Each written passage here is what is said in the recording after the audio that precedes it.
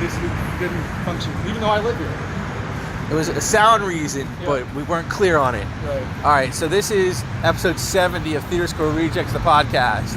Now I'm in a secession. What? I'm in a secession, right? You are. Well, it hasn't been. I hit up Richard to see if he wanted to post, because he's like, I'm super depressed. I'm like, want a podcast? Let's cheer you up. And he's like, no, I'm going to go do a comedy show instead. Maybe I won't. But he did in North Hollywood. So, sometimes it's streaky. Sometimes same guest host like 4 times in a row. And I'm just like, different guest hosts every time. Well, I don't know. I say different. There's a wide variety. Like, half of them aren't Richard. About 10 of them are my ex-girlfriend. And really? About like, that went well. But last one was with Feliz and Michael Chupa, who have only done like 1 or 2.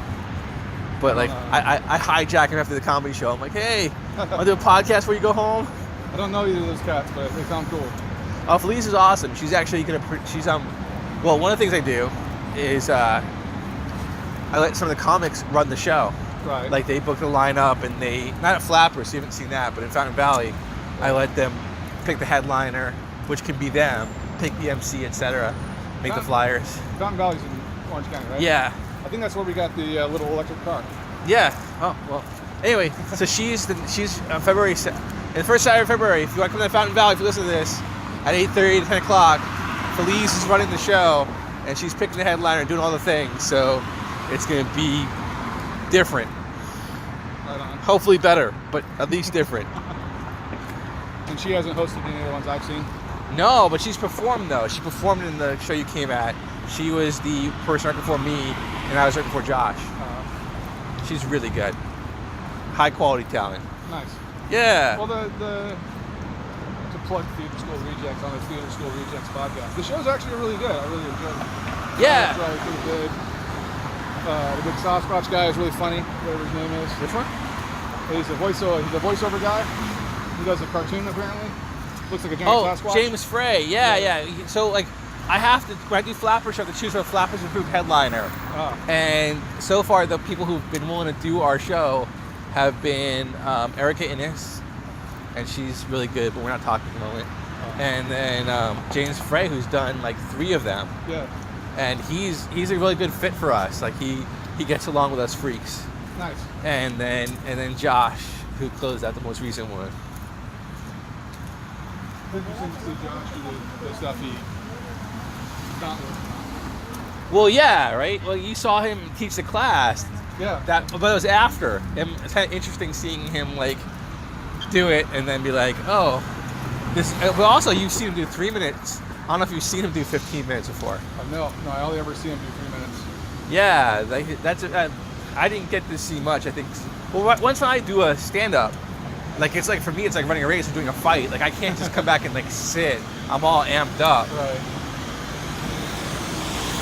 Well, I don't actually do the stand-up, so I can sit through the whole thing. Yeah, well, we're working on that. All right, now we can across there and then across there. Yeah.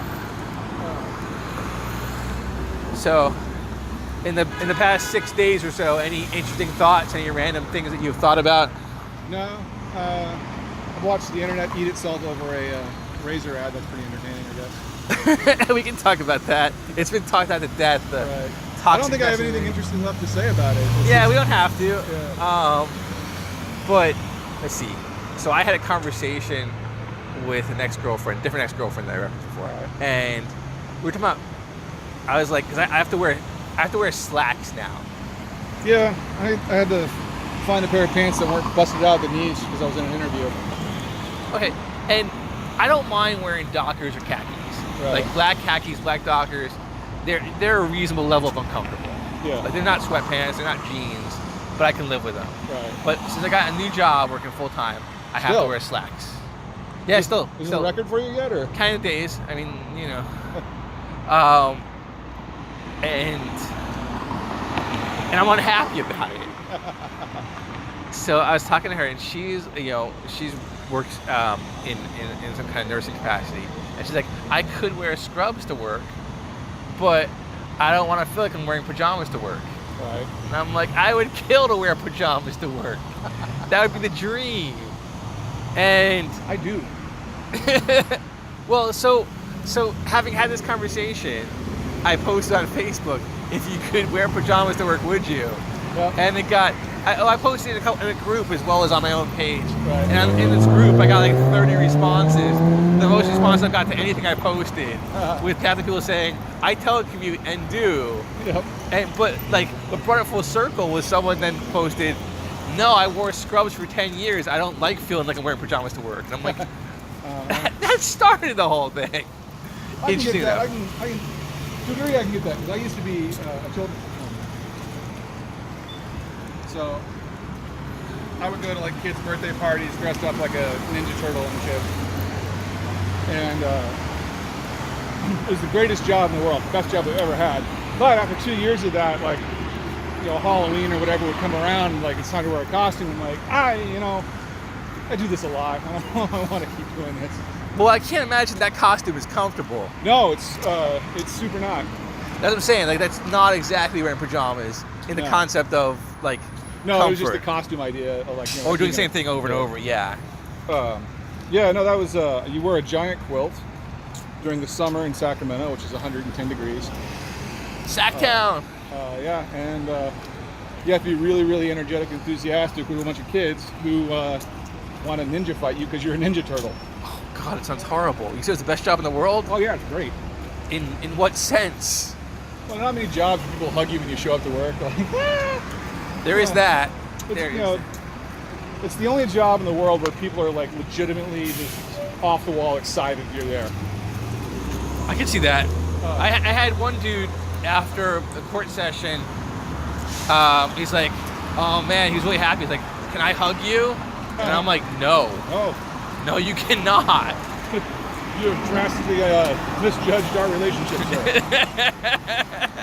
I'm just here to make sure your mistake doesn't fuck you up too much. So,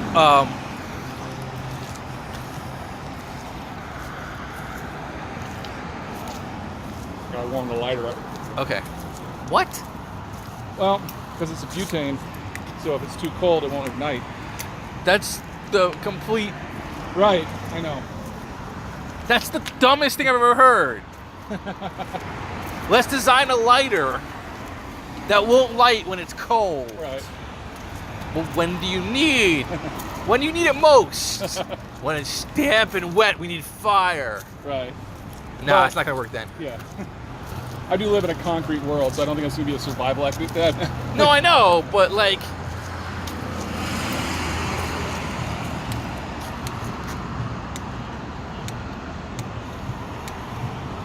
Also, it's cheap. There's that too. Yeah, well, there's I knew a guy at as a California Maritime Academy, the instructor. Mm-hmm. He's a smoker because money made them more, and he had like one of those,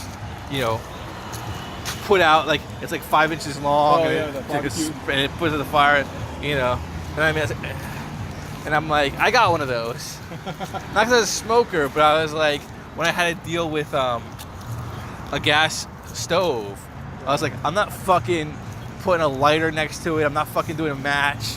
Right. I was like, fucking hand is like 8 inches away from the gas. Yeah, that's safe. I'm good. Yeah. And I was like, if you're gonna have a lighter, I'm gonna have a fucking high quality lighter. Right.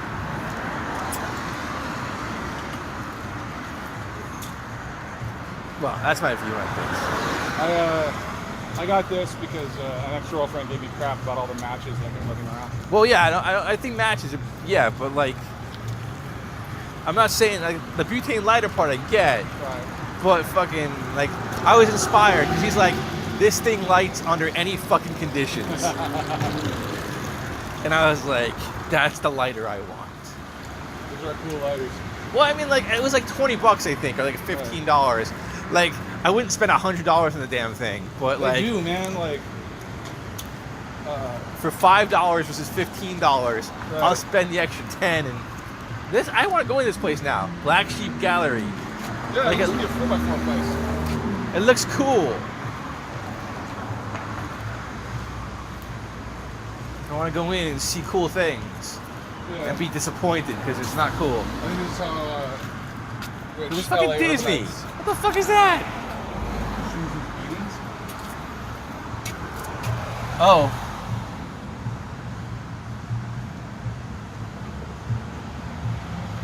Yeah, I don't understand. You see that a whole bunch of stuff from 1923 just into the public domain? Oh yeah, I've got strong opinions about that. but like, there's been a suspension. There was no public domain whatsoever for like what 5-10 years. Yeah, Mickey Mouse. Oh man, I did a bit on that in one of my stand-up sets. I think I saw that one. It was good. Because, well, like, fucking Disney changed the goddamn laws to make a profit for themselves. And, like, that's just so fucked. And it was one company. Yeah. And, like, and if they hadn't done that, there wouldn't be rights to Marvel to buy. And they wouldn't have the money to buy Marvel. Right. All that shit. Superman, public domain. Right. Fucking Spider-Man, not Spider-Man, Spider-Man 63, yeah. Batman, though, 1937, I think. Yeah. Public domain. All that shit, if Disney had not fucking said, we're so big, not even just domestic law. International. Yeah, that was the weird, like, that was the weirdest flex of corporate power I've ever seen. And it took them like years to get there. Yeah. And the hubris to say, we can do this. They're full of hubris, though. After the whole Bin Laden thing, they actually tried to trademark SEAL Team 6 as a title. I can see it. And the military went like, no. How do you can't take a thing. This is literally us. I don't think. Yeah, so but fucking but anyway, it's the first public domain in a long time, and it's very cool. But like the fucking Disney, and what I'm saying is like they are more powerful now, right? Yeah, because of that flex of muscle. Yeah. Not only did it preserve their power, it increased it. Yep. And then they use that to buy some other copyrighted material that shouldn't even be copyrighted. And so now they own fucking Star Wars and fucking Marvel. I guess Marvel would have maybe not been, but there are some characters I think that might go way back. But even like the Fantastic Marvel Four. started in the 60s, so we could still be around for a while. Well, yeah, but it was like a 50 years. They're the one who pushed 50 to 75 after the death of the author.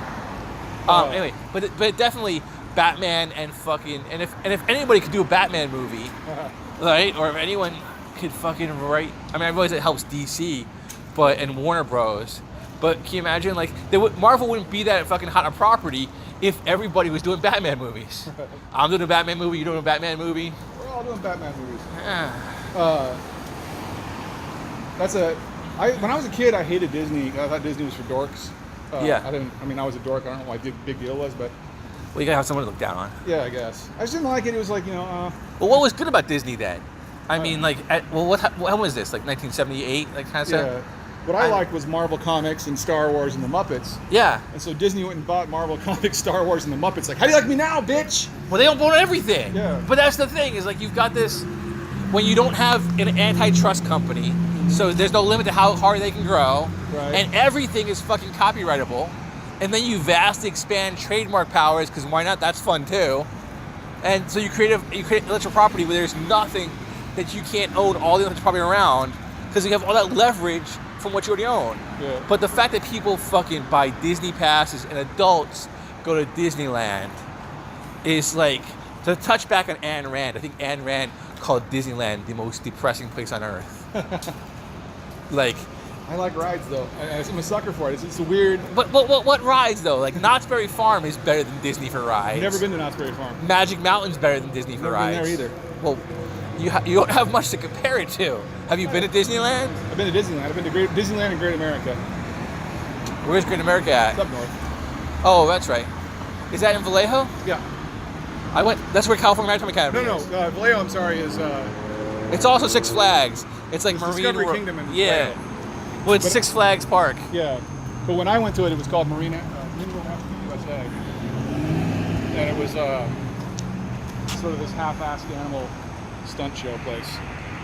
With rides. No, I didn't have rides. Really? No. What's this? It was just. Well, I didn't go. I was in Vallejo, and I couldn't be asked because Vallejo, like, was full of like gangsters, and there was people coming from outside who got fucking jacked for like their beer. Weird. A car pulled up. No, it was a bad place. Like when I went, it was a bad neighborhood. I bought my bus in Vallejo. Whoa. They're still broke people. But like the neighborhood was bad. Like there was like a street, it was like a murder capital of US. Most murders per like street. And like it was bad. I bought it from a dude who was living out of a barn selling weed. He kept telling me, like, I'm retired. It's like, you're selling weed. It's not the same thing. Well, he's retired from the thing he did before he sold weed. Yeah. That's a hobby. Yeah. Before he sold crack. He retired from the competitive world of crack and just keeps his hand in. I sell weed. Yeah, he just had a bunch of buses and like he was just assembling together functioning buses and selling them. Now he'd buy a house with that kind of shit. It's all about the timing, right? Yeah. At the time, he just sold for about $1,500. That's great to watch. I can make people cry with that sometimes. Yeah, you told me like the people have offered you $10,000, $12,000. You said. Yeah. And like you're like no. There's a note in my pocket right now. I had to pull off my car from the other day. Someone trying to buy my car.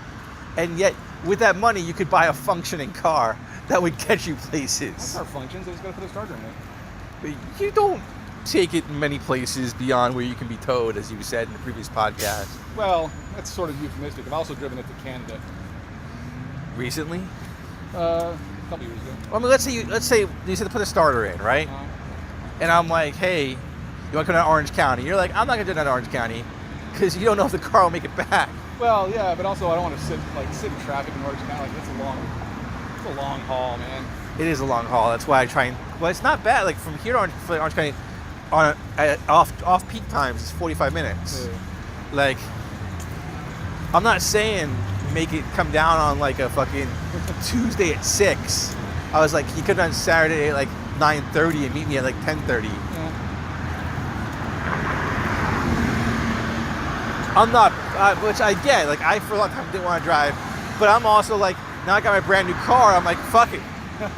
Where you want to go? I also don't make lawyer money, so it's like, Yeah, gas money sucks. Yeah, that's what Richard's always saying. He's an Uber guy, right? He's a Lyft driver. Yeah. Yeah. Oh, we have an idea. Yeah? I don't mind bringing you in on it. In the whole podcast community? Well, no. So I want to do I want to I had an idea. I was talking to him, and because apparently there's Uber Plus, right? Where you can get fancy cars if you're Ubering. And I'm like, because he's like for like about Valentine's Day, he's gonna get a big bump in his pay, right. And I'm like, who's Ubering on Valentine's Day? Like I could see getting a limo, but what the fuck is like having somebody pick you up in a fucking 4-door Ford is not impressing anybody. And then he's like, well, there's Uber Plus, right? And I'm like, okay, so you can get like picked up in like a fucking Mercedes or some shit. Right. And then I'm like thinking, right, because it's a stream of thought consciousness, like who the fuck has a Jaguar or a fucking Mercedes or whatever plus car might be, a Cadillac SUV, who's driving for fucking Uber to cover the note. Right. And then I thought, so that leads to this idea of secrets of the uber rich. You out there making enough money on Uber to drive a caddy? Well, no, more like that there are people who are rich enough to own these vehicles, and but they for some reason drive for Uber anyway. And what is their life like? Like, is it a kept woman who's got her fucking Cadillac, but she come midnight she drives until 6 a.m. just to feel alive? Right. Or it's probably the most California thing of all. It's just people living beyond their means and having to fucking do this to cover it. Well, probably, but that's not where I want to go with it. Right. I want to take maybe the idea of 4 different characters or 3, and just be like, why are they rich and Ubering or having a What did you do with your life to get a Jaguar, but then now you have to fucking do Uber to drive? Well, I was thinking more people who did it anyway. Right. There's some reason they would have to do that. They just really like drunk strangers. Well, I thought maybe maybe a woman who just wants to fucking get out of the house. Yeah. I was like, what if she's got kids and they're 4 years old and she's just desperate for adult conversation? Yeah, I can see that. And she can't be like, she can't tell anyone how unhappy she is. It'd be And very atmospheric, like 70s kind of be cool. well, I just think so I mean, I want to get it down and put something down, and then the problem is filming it. Obviously, you would need like a nice interior vehicle, and then you'd have to get exterior shots of these other cars, which I have no idea how to do. But anyway, I think you can gorillaing it. it'd be a fun short piece. Yeah, So that's the concept that me and Rich and now you are batting around. sure. Like Secrets of the Uber Rich. And I think it's a great title, if nothing else. Yeah. All right, well, that's enough for this group podcast, episode 70. You can find me at dougxcomedy.com. You can find Ryan at Crash Ryan on Twitter. And you can hear his podcast. What's the name of your podcast again? 1,000 Maybe Worlds. 1,000 Maybe Worlds. All right.